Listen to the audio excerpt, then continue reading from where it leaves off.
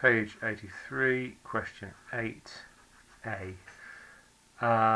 Calculate the loss in gravitational potential energy of the person. Well, GPE equals mgh. We know all of this data, so we can say it's equal to 72 times 9.81 times 60, which equals 42379 joules. So just use the formula there to calculate that for part A.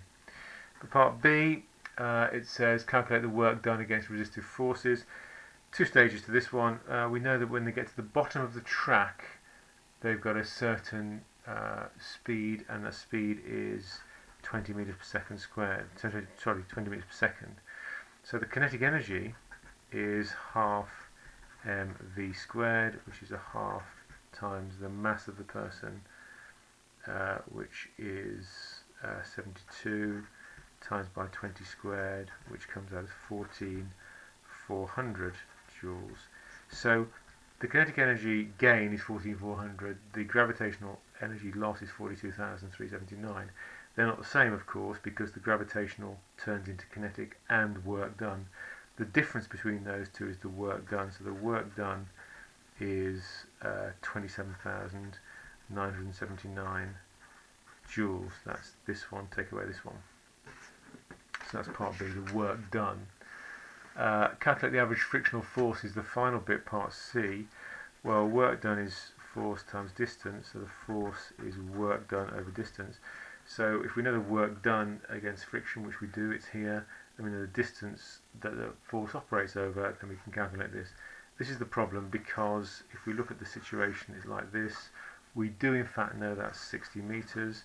We do know that that is 35 degrees. But that distance there we don't know directly. That is the distance over which the friction operates. The friction operates along the whole track. We can work out S though, because we know that sine 35 degrees is opposite over hypotenuse, so it's 60 over S. So therefore S equals 60 over sine 35, which equals 105 meters. So we can calculate this value here as 105 meters. Once we've got that, we know that the distance moved is 105 meters. We know that the work done is 27,979. So we simply use that equation.